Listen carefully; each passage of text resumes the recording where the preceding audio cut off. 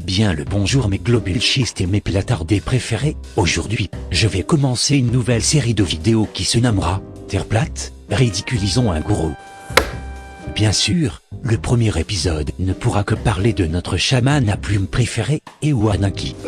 Le second et le troisième épisode parleront tous deux de la même personne, et l'heureux élu sera Ewanaki. Qu'en quatrième épisode, il sera sûrement dédié à l'un des gourous ayant le moins de crédibilité au monde, Ewanaki. Enfin bref, comme Naki semble aimer le rap, et afin de répondre à ses arguments. Cordier, oublie-moi, t'es toujours la même merde que j'ai connue le premier jour. Ne rêve même pas d'avoir quelque échange avec moi. Reste in peace.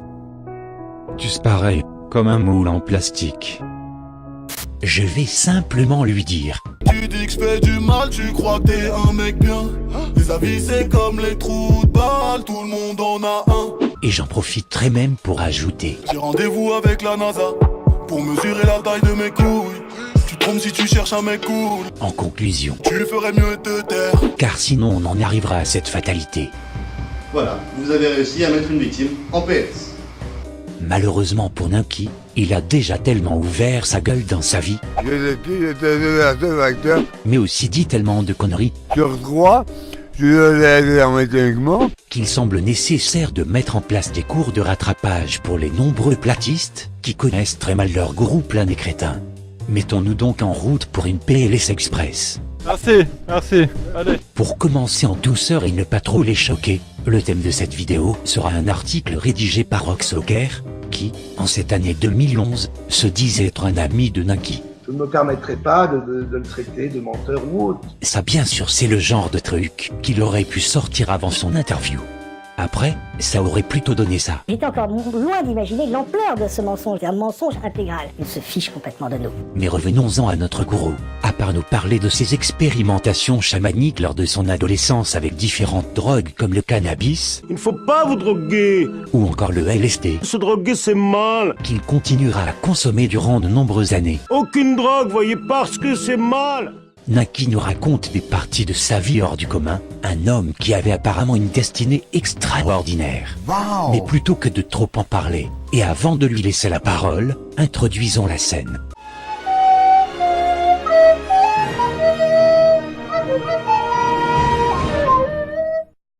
Naki vient de nous expliquer qu'à l'âge de 3 ans, il a eu une fièvre, avait les oreilles qui coulaient beaucoup, et a failli mourir. Mais heureusement il s'en est sorti et a acquis un système immunitaire presque parfait. Bon, à vrai dire, si aujourd'hui nous devions faire un état des lieux, on dénoterait vite un écart entre son discours et la réalité, car il semble que ses choix de vie comme leurs conséquences sur sa santé Se droguer, c'est mal. soient loin d'être des exemples à suivre. Bref, après ça, Rock lui demande Que penses-tu qu'il se soit passé? Une sorte de baptême initiatique qui s'est opéré dans une autre dimension? et c'est là que commence le monologue de Naki le mythomane. Oui, exactement. Et je n'étais pas seul, c'est ce qui m'a rassuré. Je me souviendrai de tous ces détails bien plus tard, grâce à l'hypnose. Et vers l'âge de 7 ans environ, j'ai eu ma première expérience consciente en dehors de ma réalité. C'était réel, mais décalé, comme dans une dimension parallèle. Je me retrouve encore dans une salle, mais cette fois, je dirais qu'il y a en tout 8 à 10 adultes et environ 150 enfants. Ce que nous subissons, ce sont des examens médicaux. Il y a des petits êtres tout habillés en blanc, avec de grands yeux. Ils sont très gentils et on ne les entend pas parler avec nos oreilles. Ils parlent dans nos têtes. Il y avait aussi de très belles femmes, minces qui paraissaient diriger ces petits êtres. À 12 ans, je découvre Robert Charroux. Et je vais lire ses livres en un temps record. Je vais les relire plusieurs fois. À cette époque-là, j'ai commencé à réaliser qu'il m'était arrivé quelque chose. Je n'avais que des bribes de souvenirs, des morceaux de rêves. Donc je dévorais les livres de Robert Charroux et de tous ces auteurs qui parlaient des extranéens. Moi, je suivais des cours classiques de latin et d'histoire qui portaient sur la Grèce et la Rome antique. Et donc en lisant Charroux, je pouvais faire le lien avec ces dieux descendus du ciel pour régner sur terre. Bon, on peut déjà s'apercevoir que chez ce pauvre gamin, il y avait quelque chose qui tournait pas rond. Après ça, il nous explique son parcours quelque peu anarchique, sa découverte du cannabis et du LSD vers l'âge de 18 ans, puis son voyage aux États-Unis où il fondera une famille. Et puis après une douzaine d'années il reviendra au Canada, c'est là que se passera un nouvel élément clé de cette histoire. De retour au Québec, je travaille en tant qu'ambulancier.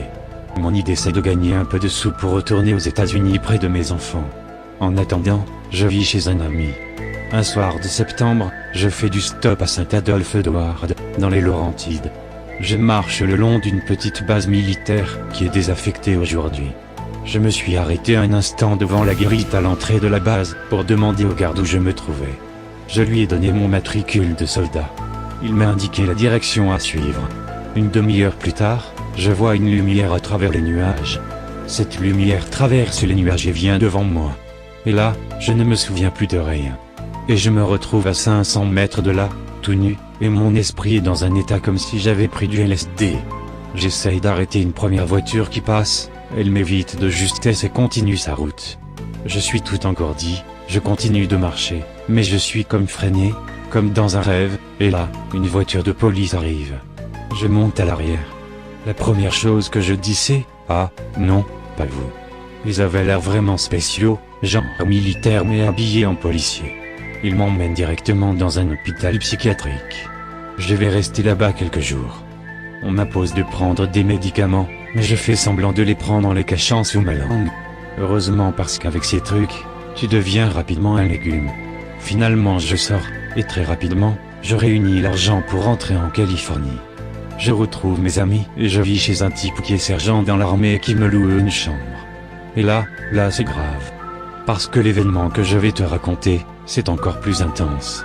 Un matin sur les coups de 10 heures, je m'étends sur une serviette dans un champ. Je me fais bronzer au soleil. Tout à coup, j'entends un bruit mécanique, comme si on armait quelque chose et je regarde au-dessus de moi, je vois une belle lumière bleue. C'était très haut, et le dessous ressemblait à une bouée. Tout à coup, de cette lumière, sort un beau rayon bleu d'une bonne dizaine de mètres de diamètre. Et là, je me sens transporté. J'étais toujours en position allongée, mais je m'élève dans le ciel et je rentre dans cette sorte de couronne de lumière, et puis il n'y a plus rien. Je me retrouve sur une table, très confortable, mais froide. J'étais comme paralysé. Mais finalement j'ai réussi à tourner ma tête. Il y avait un homme à côté de moi et une femme un peu plus loin dans la même position que moi. J'ai subi des examens. Je ne peux pas me rappeler des visages, sauf qu'il y a toujours de grands yeux.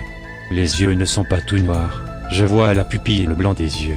Mais c'est tellement disproportionné, comme certains animaux en Australie. Et là, plus rien de nouveau. Je me retrouve à 2 kilomètres de là où j'étais, allongé, et encore nu, la bouche ouverte avec un peu de terre dans la bouche et à côté un bout de bois de même forme qu'un serpent, et je l'ai toujours aujourd'hui. J'étais comme drogué encore une fois, et là, je vois comme un gros bourdon et une voix me dit, suis-le. Il passe au-dessus d'une haie et derrière cette haie, il y avait un grand champ et je vois ma maison au bout. J'arrive au niveau de la clôture et une personne sort de la maison et me demande ce que je fais là et moi je me mets à crier. De là, cette personne rentre dans la maison et appelle la police. Ils viennent me chercher et m'emmènent dans une cellule de dégrisement. C'était à Santa Rosa. Le lendemain, après m'avoir mis dans une cellule normale et nourrie, on me prévient que je vais passer devant le juge pour tapage, exhibition et tout. Avant de passer devant le juge, un homme très grand, un bon 1m90, ressemblant un peu au Man in Black, est venu vers moi. Il me demande ce qui s'est passé hier. Là j'ai pris peur, alors je lui ai répondu que c'était quelqu'un qui avait mis quelque chose dans mon verre, et que ce n'était rien de plus. L'homme me répond que c'est exactement ce que je dois dire au juge. Ce que j'ai fait et tout s'est bien passé. Plus tard je me suis dit que c'était un flashback dû à la consommation passée d'hallucinogènes, que j'avais tout inventé, tu comprends, on ne peut pas vivre avec ça. On essaie toujours de trouver une explication rationnelle. Oui, mais à chaque fois que je fais ça, vlan, ils reviennent me chercher, et là je m'en prends plein la tête. Ceux qui viennent te chercher, ce n'est pas des gentils? Oui, eux ce sont des gentils. Ils sont pas. Ce n'est pas les mêmes. Ils sont. Mais ça je ne m'en rappelle pas, mais, tout ce que je te raconte de l'OVNI, c'est ce que j'ai retrouvé sous hypnose. Après cette histoire et le tribunal, j'ai pleuré sans m'arrêter pendant 3 jours. Sous hypnose, j'ai découvert aussi que la fille qui était avec moi sur l'autre table, dans l'OVNI, était en fait la copine de mon meilleur ami, un éditeur qui publiait un magazine New Age. Ok, je vois, une amie du New Age, autrement dit une nana avec qui tu devais triper sous LSD, ça expliquerait pas mal de choses. Mais je suis bête, Rock, ton ami, était en train de te soutenir moralement, et toi tu lui racontais cette histoire très personnelle, qui bien sûr, sera par la suite publiée dans son magazine. Soyons polis et revenons à cette interview, qui a encore un formidable secret à nous dévoiler, car le meilleur reste à venir. Ça devait être une terrible souffrance tout ça, parce que tu ne comprenais pas ce qui t'arrivait. Ça, c'est la souffrance. Parce que tu te dis, je suis fou. Je suis en train de devenir fou. C'est comme une angoisse terrible à surpasser. Finalement, j'ai fait venir un ami qui est hypnotiseur. Alors il a commencé à m'hypnotiser, et c'est là que j'ai revu tous les détails. J'ai recouvré toute ma mémoire. J'ai vu le vaisseau et tout, puis aussi il y avait une très belle femme avec un très beau visage ovale, les pommettes saillantes, les joues creuses, un beau menton. Très mince, très grande, 2,50 m, un petit nez retroussé et le crâne chauve comme si elle sortait d'une chimiothérapie. De beaux grands yeux en amande, et d'une beauté, un peu comme une égyptienne. Je la vois au fond de la salle et elle me sourit. J'étais toujours étendu sur la table, mais en érection. Et elle vient sur moi, et moi je viens comme un porc. Et dans ma tête, je lui dis, « Eh, je vous ai eu, j'ai eu une vasectomie. » Tu t'étais fait faire une vasectomie? Oui, j'avais déjà de beaux enfants, ça me suffisait. Et alors, elle me regarde avec ses yeux d'une grande compassion, et j'entends dans ma tête. On a déjà ton ADN et tes spermatozoïdes. Il nous manque la muqueuse. Ils ont cherché des choses dans mon nombril. Et là j'ai moins aimé ça, ce qu'il rentre dans le nombril, c'est à peine un peu plus gros qu'une seringue, j'ai encore la marque, et des fois mon nombril me fait mal, ça me lance. À côté de cette femme, il y avait un homme, costaud, la peau bleutée. Lorsque tout cela s'est terminé, ils me lèvent, et me font faire le tour. C'est le cas de le dire, car il n'y a pas de forme carrée, tout est arrondi. Je marche le long d'un tube et sur les côtés, il y a comme des LED bleues, et quand tu passes devant une porte, les lumières changent de couleur. Je continue de suivre cet homme bleuté, avec un très bel habit, pas une tunique, mais une espèce une ceinture avec des lumières ici puis, enfin vraiment bien équipé tu vois. Je ne sais pas à quoi ça sert ni ce que c'est, mais ne me le demande pas parce que ça m'a tout pris pour m'en rappeler, et quand je m'en rappelle, ça jaillit comme un éclair et là l'image disparaît. J'ai de la difficulté à m'en rappeler, mais je sais que ce n'est pas un problème de mémoire, c'est eux qui m'ont fait une hypnose pour que je ne puisse pas me souvenir. Mais ce que je me suis souvenu c'est que c'est moi qui leur ai demandé, quelque temps après l'hypnose.